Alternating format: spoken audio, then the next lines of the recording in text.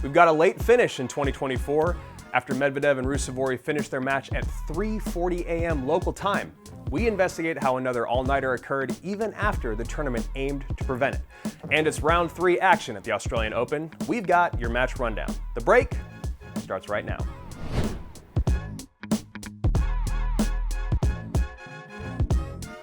Hey everyone, I'm Andrew Guy. You are watching The Break. This morning, Daniil Medvedev and Emil Ruusuvuori walked off court just before 4 a.m.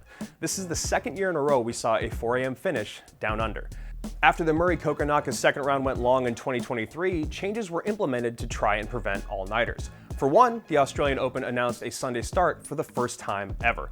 The tournament also announced fewer day session matches on the show courts. This year we'll only have 2-day matches on Rod Laver and Margaret Court Arena. This would hopefully prevent spillover into the 7 p.m. night sessions.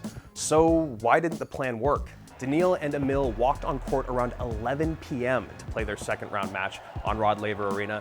The late start was mostly due to the matches that led up to theirs. The Rod Laver day session matches of Swiatek Collins and Alcaraz Sonego both went well over 3 hours. That, combined with some rain delays, meant that the night session began about an hour behind schedule, with Rybakina and Blinkova walking on court around 8:30 p.m. local time. That match finished with a 22-20 final set tiebreak after 2 hours and 46 minutes, the third straight marathon match of the day.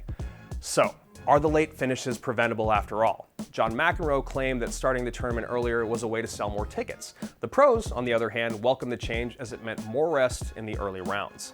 But with the night sessions still starting at 7 p.m., both night matches would have to finish in well under 2 hours if we don't want to go past midnight. And is that really even possible? So maybe the sweeping schedule changes didn't work to prevent late finishes. So should the night sessions in Melbourne begin at 6 p.m. instead of 7? Should the day session begin earlier? Or are late finishes just a part of our sport? Let us know down below. 2 rounds down, 5 more to go until we've got our champion. Here are today's third round matches you don't want to miss.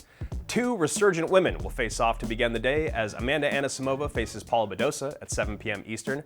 Both women are back from extended breaks and are playing very well down under. At 8 p.m. Eastern Time, defending champ Aryna Sabalenka faces Lesia Sorenko of Ukraine. Ben Shelton and Taylor Fritz will represent for the American men as they face Adrian Mannarino and Fabio Marzan, respectively. Later tonight, Coco Gauff will face fellow American Alicia Parks for a spot in the 4th round. The big-hitting Parks is playing in her first ever Aussie Open main draw, and a win over Gauff would be the biggest of her career. And finally, Novak Djokovic will kick off the night session as he faces Thomas Echeverry. When Thomas won his first ever ATP ranking point, he celebrated by posting this. Yes, that's the gap in points he had between his own ranking and Novak's at the time. Today, the gap is a little bit smaller. Probably won't make it any easier to beat the GOAT, but we'll be watching regardless. Tennis Channel's Australian Open coverage begins daily at 5 p.m. Eastern with TC Live.